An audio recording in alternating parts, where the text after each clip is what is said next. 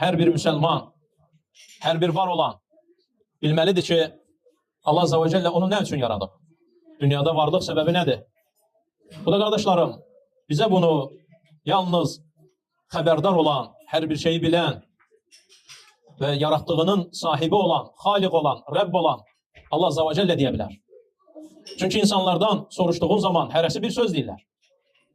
Nə üçün varsan, nə üçün yaranmısan, nə üçün bu dünyaya gəlmisən sualına hər kəs bir cür cavab verir. Mahnı oxuyan deyir müğənni olmaq üçün. Hər hansısa bir iş sahibi, vəzifə sahibi öz işinin, sənətinin adını çəkir.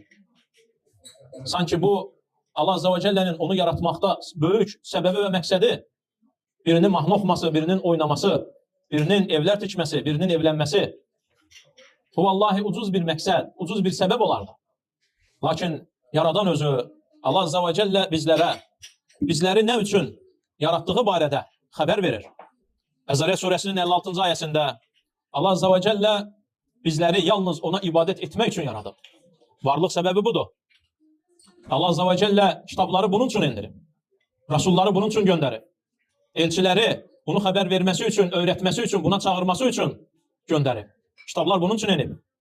Hesab bunun üçün qurulacaq. Mizan bunun üçün qurulacaq. Qiyamət bunun üçün qopacaq.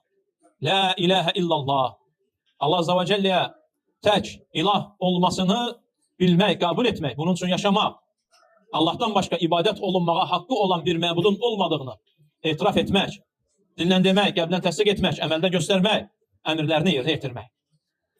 İnsan bunun üçün dünyaya gəlib, bunun üçün yaranıb və yaşadığı bu həyatda qardaşlarım, Allah Azze ve Celle özünə qayıtmaq üçün bir qapı qoyub, ölüm qapısı. Hansı ki, Quran-ı Kerimdə ayələrə baxdığın zaman Allah Azze ve Celle ölümü hansı səbəbdən var etdiyini və həmçinin həyatı hansı səbəbdən var etdiyini bizə xəbər verir. Əl-ləzi xalaqal mevtə. O Allah ki, ölümü də yarattı. Vəl-həyətə. Həyatı da yarattı. Səbəb. Nədir səbəb? Vallahi bu səbəb ucuz ola bilməz. Allah Azze ve Celle'nin etdiyi, dediyi, əmr etdiyi və qadağan etdiyi, yaratmaqda səbəbi bu ucuz ola bilməz. Qiymətsiz ola bilməz. Oynamaq üçün, yemək içmək üçün, gəzmək üçün bulaş ola bilməz.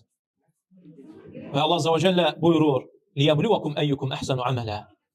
Sizdən hansının daha gözəl əməl etdiyini baxmaq üçün.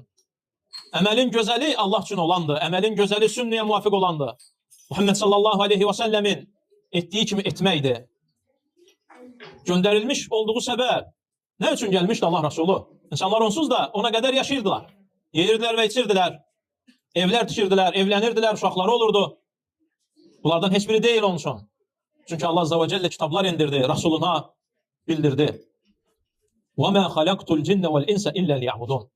Ben cinləri və insanları onlar yalnız mənə ibadət etsinlər deyə yarattım. İbadət qardaşlarım, Allahı təkləşdirsinlər. Bütün əməllərində, sözlərində, hərəkətlərində La ilahe illallah üzərə yaşasınlar. Varlıq səbəbləri budur.